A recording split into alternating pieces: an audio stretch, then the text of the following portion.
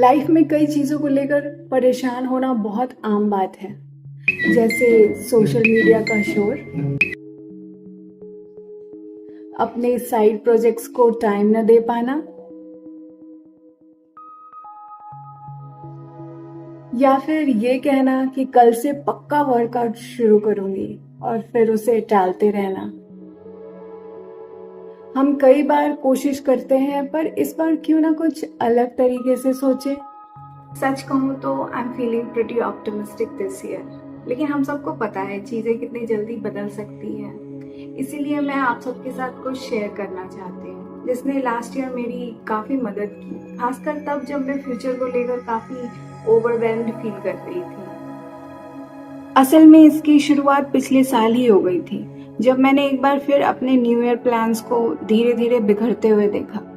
जो चीज़ें पहले चैलेंजिंग और मुमकिन लग रही थी, वो अचानक बहुत ज़्यादा बोझ लगने लगी। और अजीब बात तो ये है कि मैं जितना कम काम करती, उतना ही ज़्यादा मुझे स्ट्रेस और घबराहट होने लगती। ये वही टाइम है जब मैंने मेल रॉबिन्स के कॉन्सेप्ट ऑफ गैप के बारे में सुना। इसे आप ऐसे समझो कि एक बहुत बड़ी खाई है और आप पहाड़ के एक कोने पे खड़े हो और दूसरे कोने पर वो इंसान खड़ा है जो आप बनना चाहते हो। और ये खाई दिखाता है कि वो इंसान बनने के लिए आपको कितने सारे काम करने पड़ेंगे। पर दिक्कत ये है कि जब हम सिर्फ उस काम के बारे में सोचते हैं जो हमें करना है, तो हमें ये खाई पार करना इम्पॉसिबल सा लगता है। जब मैंने कॉन्सेप्ट ऑफ गैप को इस तरह से सुना, तो मेरा पूरा पर्सपेक्टिव बदलने लगा। इसने मुझे काफ़ी क्लैरिटी दी कि मुझे असल में किन चीज़ों पर ध्यान देना चाहिए। Now if we look at the whole picture, it seems like a death wish, but the key here is to not look at the whole picture. Over the years, I have tried countless productivity methods and apps, but nothing ever worked for long. My main priority was simply to break through that constant freezing sense of being overwhelmed, so I could finally get moving, whether you want to call it procrastination or just resistance. I was at a point where even planning my week ahead of time was not enough to get me started.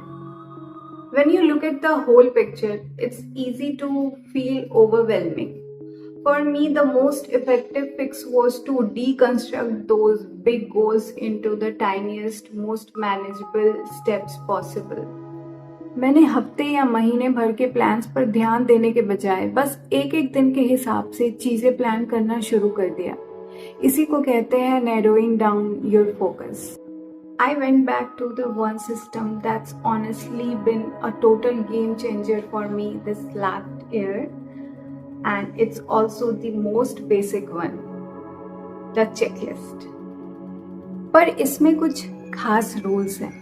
पहला, सिर्फ 2 से 3 task ही रखें। ऐसा क्यों है, ये मैं थोड़ी देर बाद बताऊंगी। दूसरा, इसे ऐसी जगह रखें जहां ये हमेशा आपकी आंखों के सामने रहे, ना कि कोई स्क्रीन या ऐप जो बंद हो जाए। और आखिरी रूल, दिन के आखिर में चाहे आपने टास्क पूरे किए हो या नहीं, अगले दिन के लिए एक नई चेकलिस्ट जरूर बनाएं। ज़्यादातर चेकलिस्ट के साथ दिक्कत यही होती है कि हम अधूरे कामों को हफ्तों तक खींचते रहते हैं। असल में इसीलिए मैं शुरू में 2 से 3 टास्क रखने का सजेशन देती हूँ, क्योंकि आपको तब लगेगा कि आप बहुत कम काम कर रहे हो। पर असल में यही बात है, अगर शुरू में ही आप बहुत सारी चीज़ों को करने का सोचोगे और आप कर नहीं पाओगे, तो आपको ऐसा फील होगा कि आपसे कुछ हो ही नहीं रहा है। इसीलिए मैं सजेस्ट करती हूँ कि शुरू में चीज़ों को सिंपल रखें।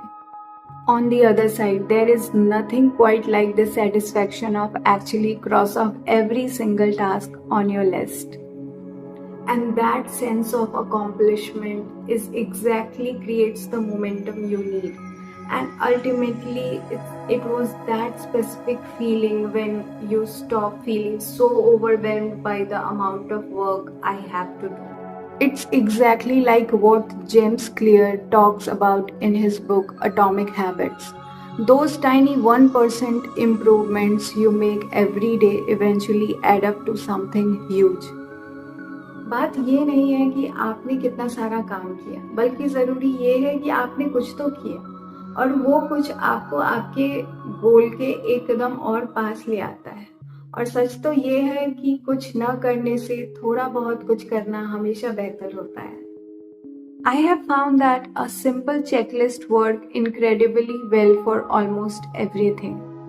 Whether it's making progress on creative projects, growing a side hustle, hitting fitness goals, or just keeping up with personal chores like cleaning and organizing. तो फ्यूचर के गोल्स और ड्रीम्स को लेकर जो घबराहट हमें फील होती है, उसके लिए मेरी समझ यही है। सच कहूँ तो इसी तरीके से मैं अपने दिमाग के उलझनों से बाहर निकल पाई और अपना फोकस सही जगह कर पाई।